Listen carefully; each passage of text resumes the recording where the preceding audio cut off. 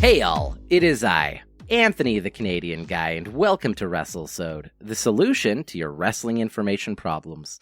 Wrestlesode is a member of the Win Column Sports Network, so remember to check us out at wincolumnsports.ca to be kept up to date on everything happening here in Alberta in the world of wrestling. Today, we are talking pure power wrestling.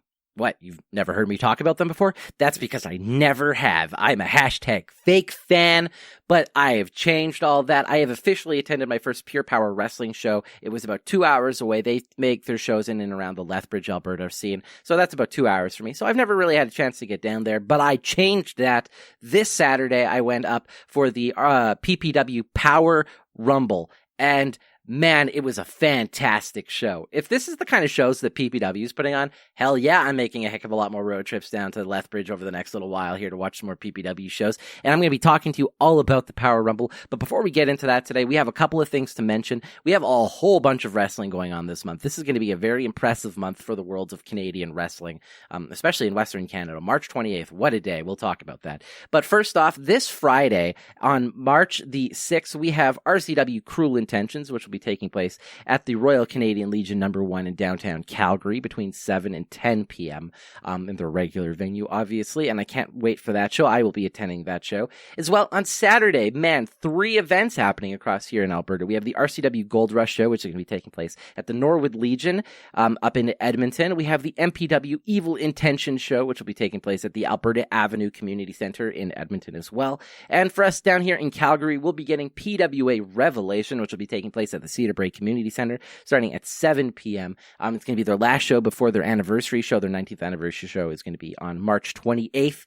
It's going to be the anniversary date for Western Canadian wrestling, and there's a whole bunch happening on March 28th. We'll talk about that. But let's just talk about that. Guess who they're bringing in? The chairman, Sean Spears, 1/3 of Jurassic Express, Luchasaurus. I can't wait for that. And as well, RCW on March 20th and 21st are going to be hosting their Monster Brawl and Into the Darkness shows, which is bringing in Impact superstar Rosemary. I know for the Calgary show, Rosemary will be taking on Kylie Morgan after Kylie Morgan won that match against Angelica at the most recent RCW show in Calgary, which was Wrestling Ain't Easy, where they brought in the Godfather. Man, isn't Alberta wrestling awesome? Man, I can't wait for all of this. As well, we have Moments Fest, which will be coming up in May, between May 8th and 9th at the Gordon Yellowfly Memorial Arbor Center in Siksika Nation. It's about 100 kilometers east of Calgary. It's going to be a huge music festival, but RCW is going to be putting on a match, a card there as well. I've been invited. Siksika Nation and Strathmore, where I'm from, are essentially like brother and sister community, so I'm really happy to be going out there working as media for Moments Fest. That's going to be really cool. So I hope to see everybody down there. I'm apparently going to be giving a draw for some free tickets here pretty soon, so stay tuned for that. I can't wait to do that. I love that I'm able to do that and help out some stuff in the local scene as well. It makes me really happy what I can do around here. So yeah, let's just hear a quick little commercial from our sponsors over at the Win Column Sports Network, and then let's get into some PPW Power Rumble. Hello friends, this is Spencer Love interrupting your regularly scheduled podcast experience to remind you to tune in to wincolumnsports.ca every Wednesday for Conversations with Love, the one-on-one interview podcast featuring the best of the best in Canadian pro wrestling and available wherever podcasts are played. Tune in to CWL on the WCSN for your previews, reviews, breaking news, and now interviews, proudly brought to you by Beercade YEG. Roller coaster of love. Sorry, I can't sing. Hey everybody, Anthony back, and I'm here to talk PPW, the Power Rumble, that took place in Lethbridge on February 29th at the German-Canadian Club of Lethbridge. This was awesome. This is the first time I've ever been to a PPW show. I'm sorry that I've never been to a PPW show before. I am going back. I can't wait to go to another PPW show. This was an awesome show.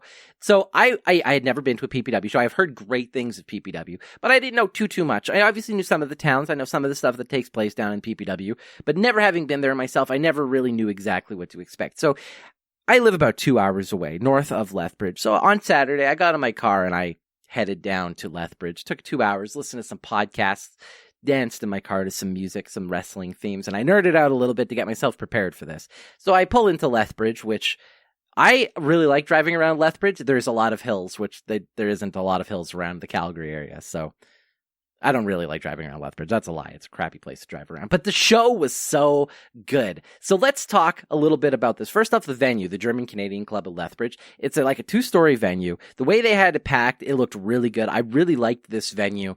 They have like their own audio video set up. So we actually got like entrance themes, like video packages like behind them. And it looked really cool. You don't get that around Alberta right now. At any of the shows that I've been to, you don't really get that at all. So first up, huge win there for PPW. Made yourself feel incredibly legit with that. Also, they started the show with the Canadian anthem. I never hear that. I don't know why I don't hear that, but that seems like something that should happen more often. This is Western Canadian wrestling. We're obviously embracing Canadian wrestling. To have that Canadian anthem actually made me really happy. It was a great way to start the show. But let's talk a little bit about this. So Lethbridge is kind of like an enigma to me. So I know a lot of wrestlers who wrestle down there, but there's a lot of wrestlers who wrestle down there that I had never seen wrestle before because they wrestle in and around the Lethbridge area only, which is 2 hours for me. So I had never had the opportunity. I got to meet some people while I was there. I got to talk to some people in the audience. There's a lot of really passionate people down there in Lethbridge. And this house was packed. I don't think there was a single seat in the house that wasn't taken. So huge win there for the PPW and the Power Rumble. Also, this was such a fun show. Another thing I really liked is they had a program for the show that had coupons to local businesses in it. And it just feels like PPW really has a good grasp on the Lethbridge scene. They had a lot of sponsors who sponsored different matches. And I really got to say, PPW killing it in Lethbridge. Holy crap. They have that place on lock. They have really passionate fans. The way they have these different sponsors through different local businesses. They nailed it, man. This is awesome. I'm going back to PPW for more. So the show started off and we had Sidney Steele come out to the ring. He was wearing a nice white suit. Sidney Steele, obviously the champion, the heavyweight champion down there in Lethbridge. And I've seen him wrestle, obviously. He was at the last RCW show. I've seen him wrestle around before, but he is so damn good. And not only that, he's really damn good on the mic. So he starts off talking about how the 21-man Power Rumble was going to be taking place later on in the night, and, you know, that he's got nothing to do. He's gonna face the winner of that later on. But for right now, you know, he's just gonna go home. He's just gonna relax when suddenly Jumpin' Josh comes out. So Jumpin' Josh was one of those wrestlers who I had never had an opportunity to see before. And he came out with a championship belt because he's the cruiserweight champion for PPW. I do not know how old this gentleman is. If he must be somewhere between, I'm going to say like 15 and 20. But I'm going to say he's probably on the lighter side of that, probably like 16 or 17 like that. He's about, 160 pounds wet. But holy crap. Like, I don't understand what it is about the young talents that we have here across Alberta, but like, I see this guy and I'm immediately reminded of people like Son of Irish who are insane. These two, one of these days, if I could just like book like the under 18 match of Alberta, holy crap, I might booking Jumping Josh versus Son of Irish. But we'll talk about that. So Jumping Josh comes out, incredibly comfortable on the mic. I've never seen a kid this young look, or someone who looked this young look so comfortable on the mic. Comes out, talks to Sidney Steele. He's like, yeah, we're both champions here. And you're bored tonight, and we want to give these people a good show. So how about we have a non-title champion versus champion match? The heavyweight champion versus the cruiserweight champion. And, Sidney Steele is like, he really admires the gull of this kid. And after saying, it's going to be the easiest night in the world, he finally accepts. And one thing, oh man, I loved this. And he's talking about how small Jumpin' Josh is. And when Jumpin' Josh comes out, he's like, oh, where's your mom? Stuff like that. It was really funny. Obviously, even people in the crowd were heckling him. I remember I heard one guy yell, it's like, does your babysitter know you're here? But this kid deserves a hell of a lot more respect. This guy doesn't need to be heckling. It's obviously in good fun. There's obviously a really good sense of community around Lethbridge. And even Sidney Steele, when he heard that, burst out laughing, which was really fun. This was so much fun, guys. But anyways, so Jumping Josh pulls up his title. He puts it in the air, and he's just like, hey, Sidney, just for the record, mine's bigger. Talking about the titles. Oh, I loved it. Holy crap, this kid. All right, so anyways, They leave. The Dark Prophet Dante comes out. Obviously one half of Viking Rage that wrestles up here in RCW. It was cool to see him down there. He came out obviously playing the heel, being a necromancer, and he was facing the big sexy beast Bradley Graham, who came out as the face. Now this is the first time I've ever seen big sexy beast Bradley Graham wrestle as a face. He is a natural face. it's weird because the thing he does where he sticks his like two fingers like down his like shorts and then like swirls them around a little bit, getting some juice and uppercutting with two fingers into his opponent's face. It works really great as a heel move. I didn't realize it would work so great as a face move. Turns out it works really good as a face move. So this was a lot of fun. So I knew who both of these guys were. Dante and Bradley Graham. I've seen both of these guys wrestle in RCW countless times. And this was a really fun match. I've never seen these guys wrestle in a single person wrestling capacity. I've always seen it in a tag team capacity. So I really got to see these two work a good match. This was actually a really fun match, and it went quite a bit of time. I didn't actually have the time code down here, but Big Sexy Beast Bradley Graham ended up picking up the win. Dante kept trying to work Big Sexy Beast's eyes through the whole time, but an avalanche senton splash, I guess you could call it, essentially, kind of like the Vader bomb, almost, sealed the deal and got Big Sexy Beast Bradley Graham the win over the Dark Prophet Dante. I loved it. I have never chanted the sexy chant to the Big Sexy Beast before because he's always worked heel. So chanting sexy to Bradley Graham, totally dug it. I really enjoyed that. I really like these guys actually as a single stars as well. They both do really good jobs. So that was awesome. Next, we had the Cowboy, Bryn Watts, and the Stormbringer. The Bad Seeds come out to the ring, obviously working kind of like a tweener heel. So I've never got to wrestle or seen either of these gentlemen wrestle before. And I've obviously got to see the Storm bring us promos across things like Facebook. This guy talks so well, and I love his character. I love his gimmick. Also, the dude is huge. I have no idea how tall he was, but holy crap, the Stormbringer is big. And I also got to say this about Cowboy Bryn Watts. So, like, obviously I was super familiar with the Stormbringer. I was less familiar with Bryn Watts. But Bryn Watts is incredibly talented. The Cowboy? Holy crap, these two work really, really well together. And so the Cowboy comes out, and he's got, like, a very kind of, like, stern face. But it turns out he's really good at making comedy faces. And I'll explain kind of, like, what happened later on. But let's just say I walked out a huge fan of the Cowboy Bryn Watts in this show. So they came out to the ring, and then Cyanide comes out. He cuts a promo, and he's just like, I don't have a lot of people here. A lot of people hate me. I've made a lot of mistakes, because the Bad Seeds were like, you don't have a partner. Obviously, we're just going to beat you. It's going to be 2-on-1. And he's like, no. I found somebody who hates you guys just a little bit more than he hates me. So I found somebody who will tag with me today. So Cyanide comes out. And once again, the Cyanide is not somebody that I had been familiar with. I had never seen him wrestle. Obviously, the dude is very comfortable on the mic. He's got a good look. But he brings out, the Cheetah Bear, Jude Dawkins. Oh, I always love to see the Cheetah Bear. So I've obviously seen him wrestle around Alberta a whole bunch now. Big fan of the Cheetah Bear. So Cyanide and the Cheetah Bear come out. And this was a really fun match. There was a couple of spots in it that felt a little bit rough. There was a little bit of a miscommunication in certain spots. But besides that, I felt this match went really well. I thought the in-ring storytelling was really fun. I really liked the teamwork that happened, obviously, between the Bad Seeds. Cyanide and Jude Dawkins worked really, really well together as well. In fact, they had a kind of cool look together. Especially Jude Dawkins. I can't talk good enough about the look of Jude Dawkins. The dude looks scary.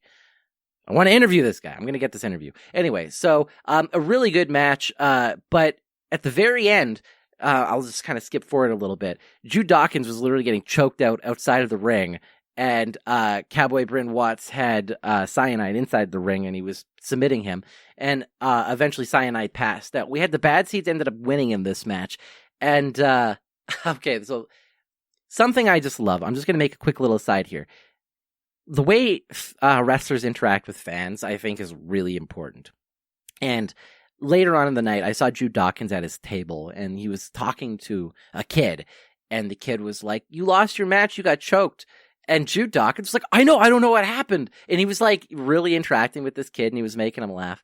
That's awesome. Just for the record, guys, when I get to see wrestlers interact with the fans and they're like really into it, even somebody who's as scary as the Cheetah Bear, like taking time and making little kids laugh and stuff because he's obviously a face, that shit works really well. So anyways, back to the match.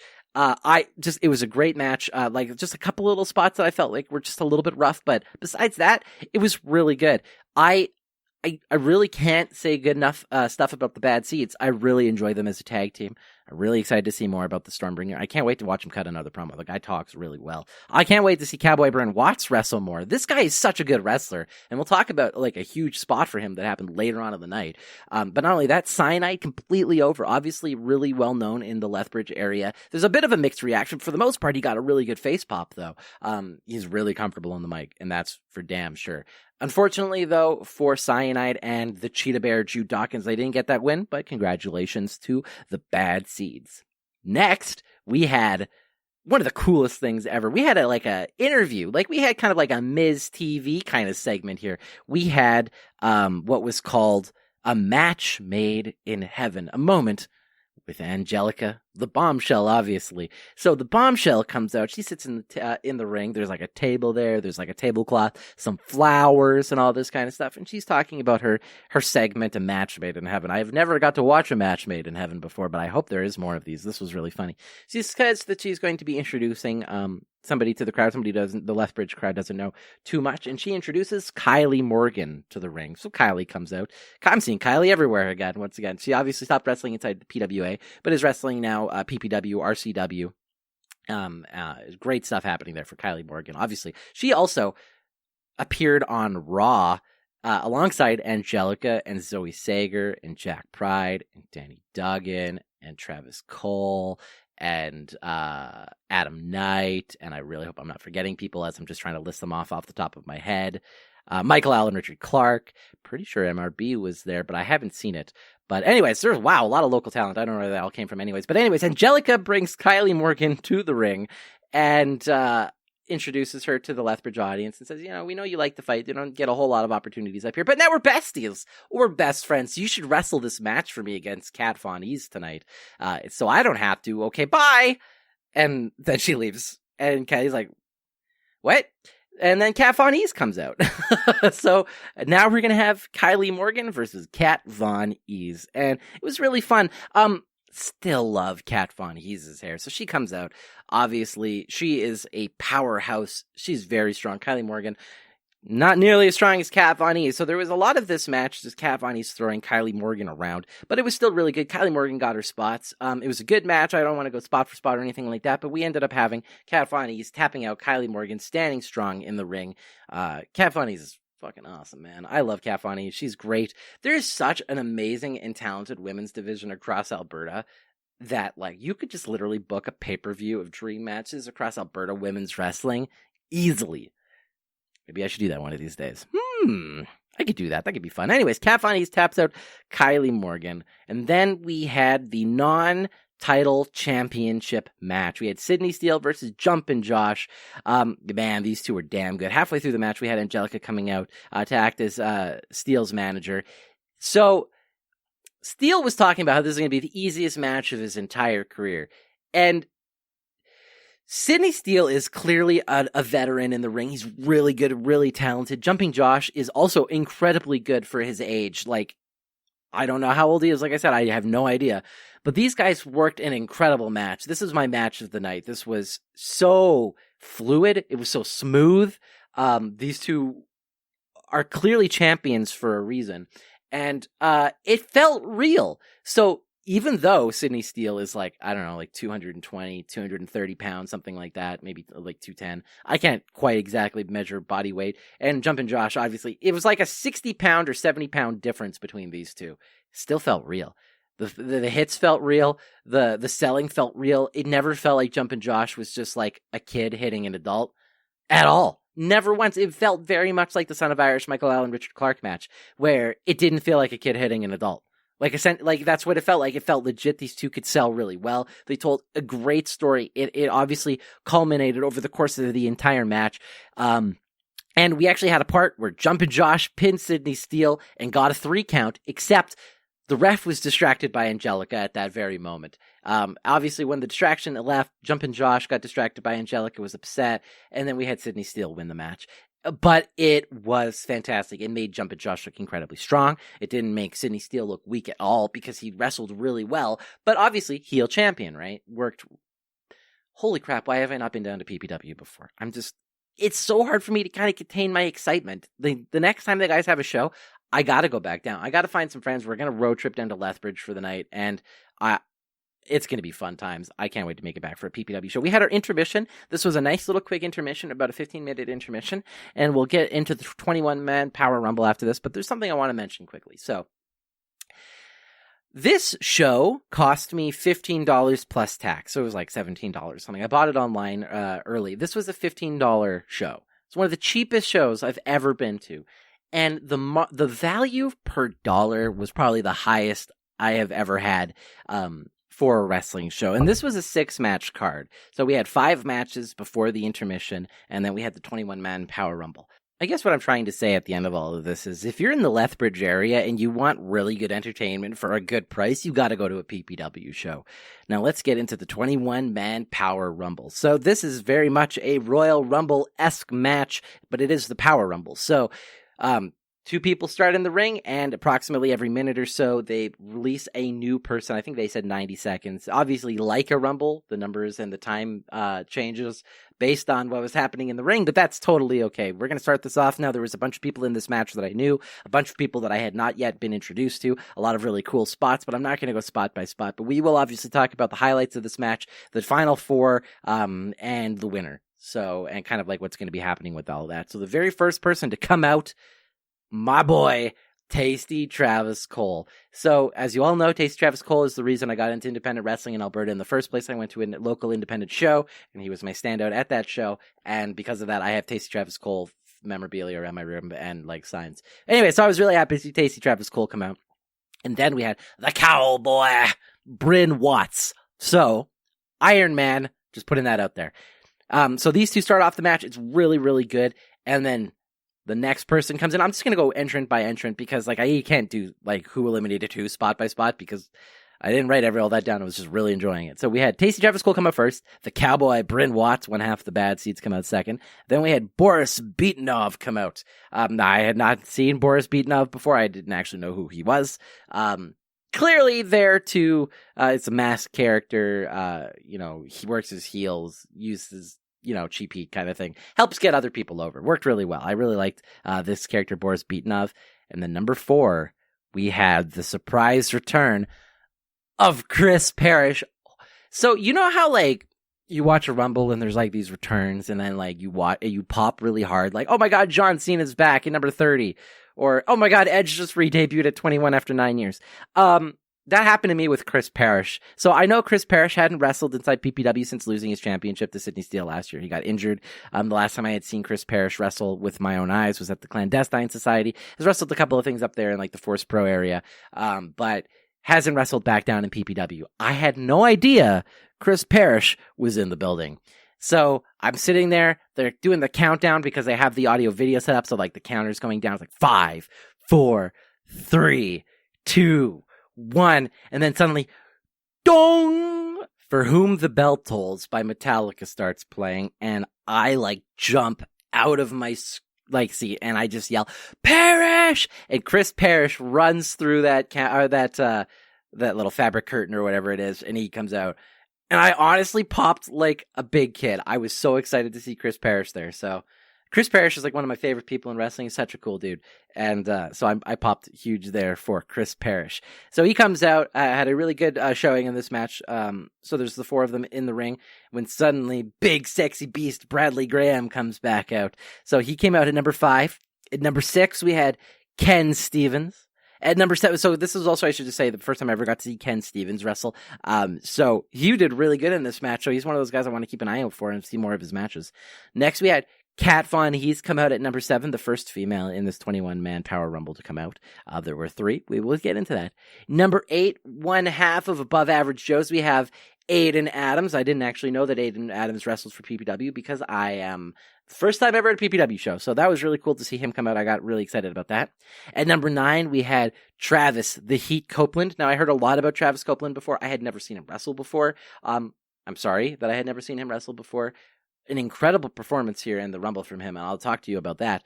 But, yeah, wow. Travis Copeland, really, really good. At number 10, we had the Dark Prophet Dante come back out. At number 11, we had probably the most worn t-shirt in the entire audience. So I took in a second. I hadn't mentioned this gentleman yet, but I'm excited to mention him now. Number 11, Dewey Robson. So I'd never seen Dewey Robson wrestle before. I knew about Dewey Robson in Lethbridge. I knew he was really big. He's a huge face in Lethbridge, but I didn't know much about Dewey Robson. As soon as I got to the venue, I saw about 15 Dewey Robson shirts on about the first 20 people.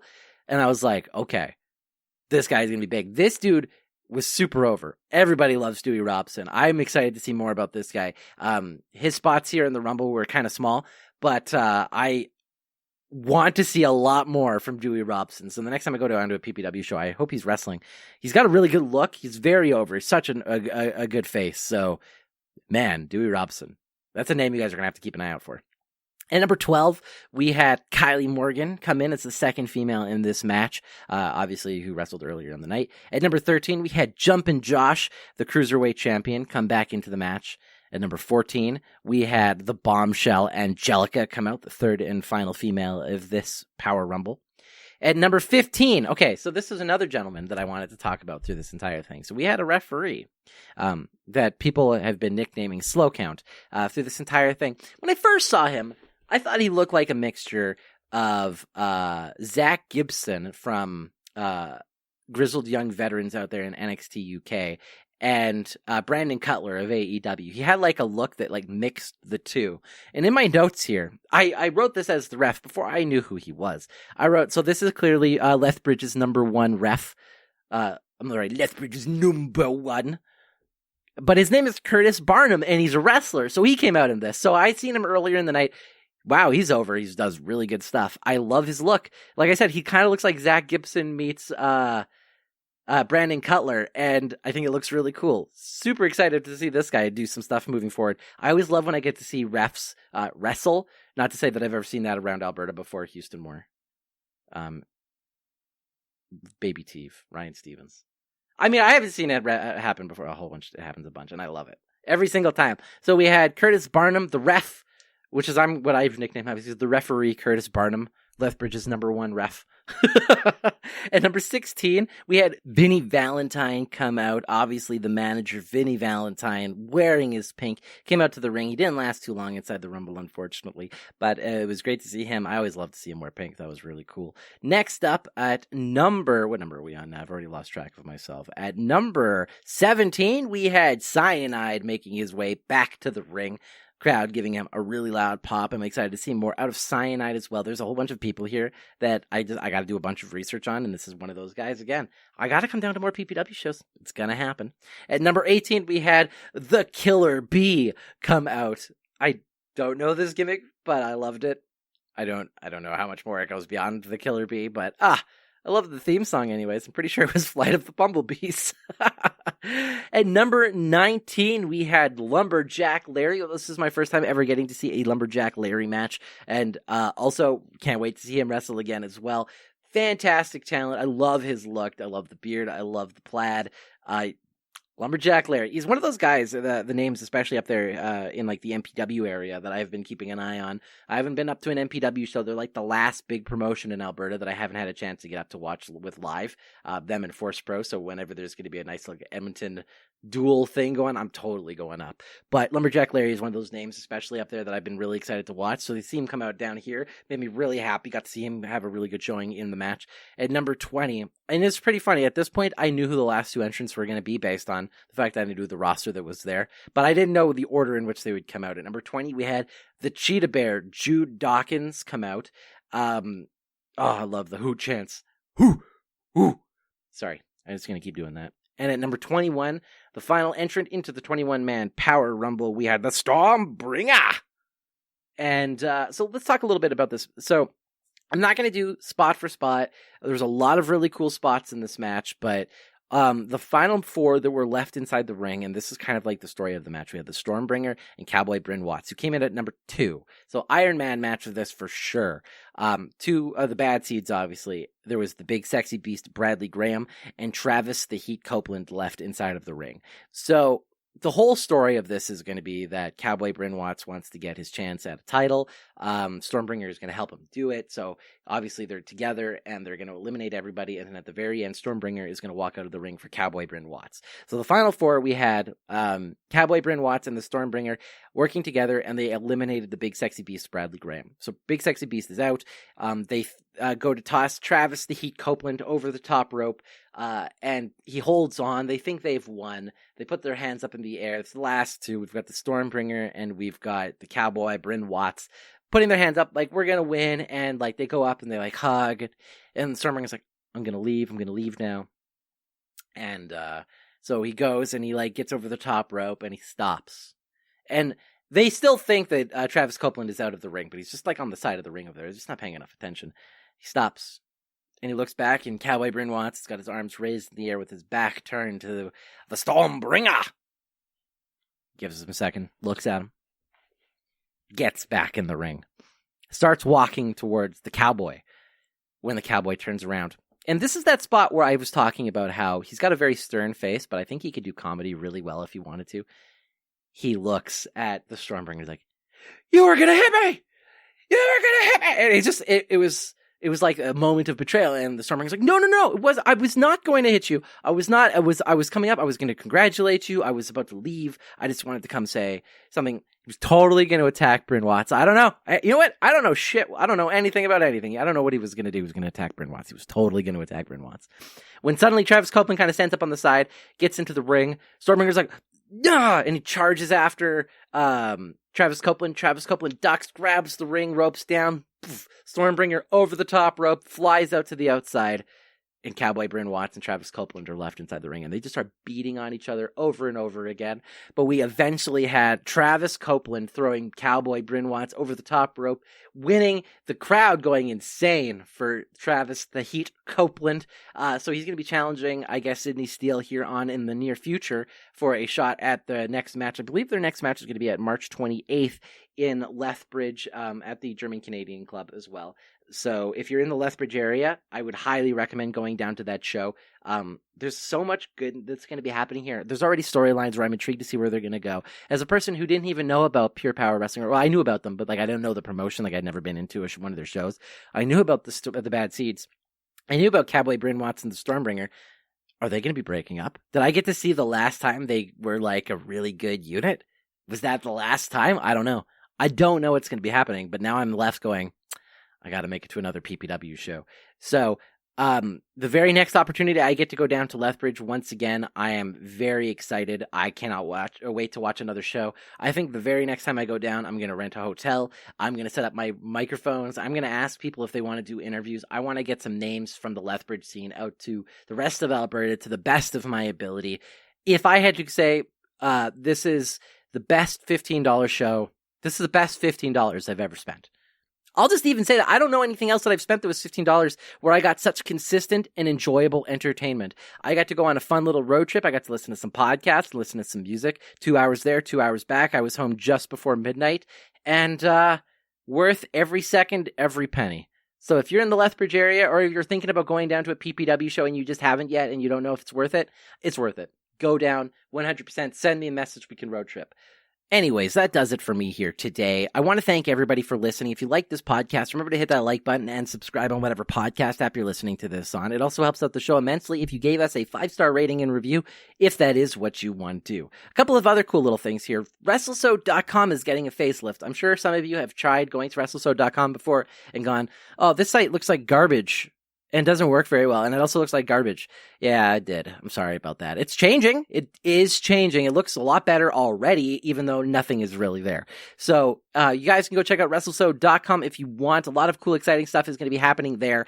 So you're really going to want to check out Wrestlesode.com. You can be kept up to date on everything. You can find me on all my social medias. On Twitter, I'm at Wrestlesode, at Facebook.com/Wrestlesode. But go check out Wrestlesode.com. Check out the Win Column Sports Network at wincolumnsports.ca. And you'll get to see some awesome stuff. My website will be at Wrestlesode.com, used to have really good places to find interviews that I've done with the different wrestlers, people like The Thickness, Reed Matthew, the Spaceman, Barry Grayson. I am Zoe Sager. I've done a bunch of different interviews, and I have a whole bunch more to come. So this is going to be a nice little hub for all of that, to keep track of my different reviews of around Alberta. If you want to find anything in specific, you can all find it at Wrestlesode.com. Thank you again, everybody, and I hope you have yourself a wonderful day.